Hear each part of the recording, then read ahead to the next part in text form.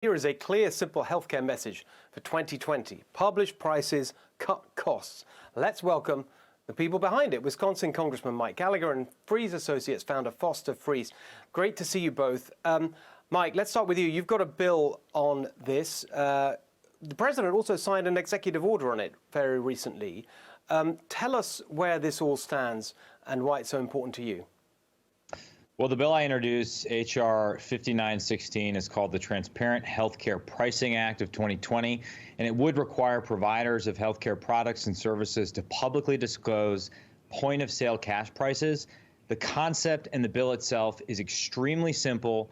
When you receive care or treatment, you should know upfront, on the front end, how much your care will cost you.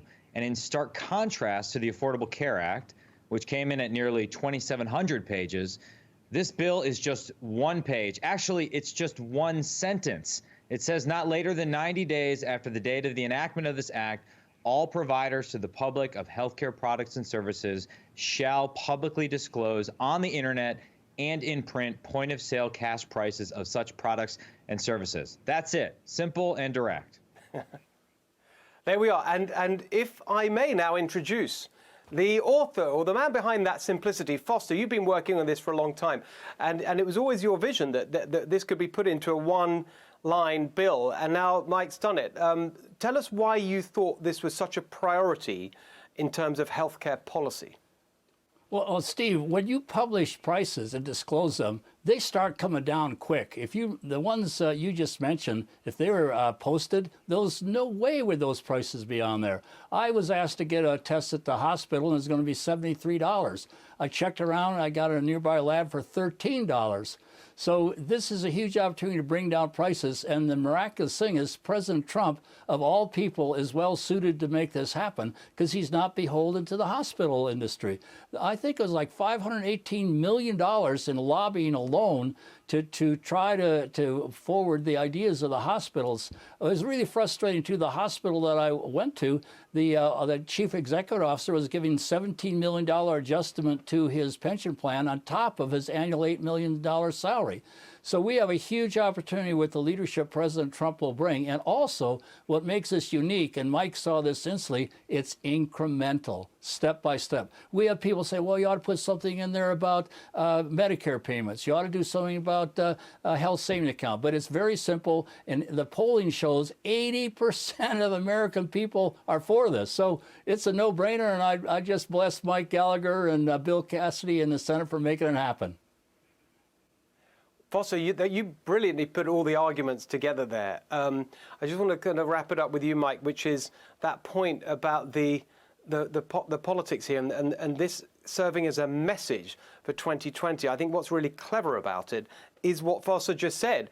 It is simple and clear and has overwhelming support, and it doesn't get you into those endless debates we've had for seems forever on reforming the insurance industry and so on. This is something simple and practical that would benefit everyone. Well, I also think it's bipartisan. I had an earlier version of this bill that I thought was very simple at 3 pages, but Foster challenged me that I could do even better and get it to one sentence. That was a bipartisan bill. I talked to people in my district that are Democrats that understand fundamentally the idea of transparency and simplicity and the fact that healthcare doesn't work because healthcare consumers don't act as consumers. We don't compare prices and options before buying. And the final thing I'd say is just every American family, particularly in the middle class, is affected by this.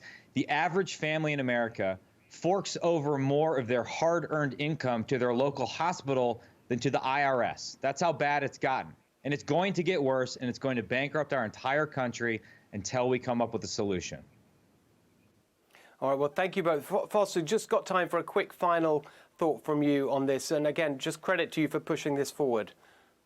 Well, Steve, I have to, I can't leave without wishing you a happy Father's Day. Your little Ben and Sonny are dynamos, and you are blessed to have them on your team. So thank you for highlighting this point, because now we have an opportunity that you've publicized it and made it a key thing. The important thing, I think, it comes from a legislative effort where 80% of the people are in favor. I prefer that much more than a top-down executive order that kind of says, okay, the president's going to mandate this. Let's let the American people have their say, and it will be a fabulous campaign issue, because there's going to be a lot of people who are going to come out, and we're going to know why are they opposed to it. So it's a great campaign issue. Yeah, exactly. Well, thank you both. I totally agree with that. Really, really important for especially for those Senate campaigns and the House campaigns come November. Thank you very much, both of you.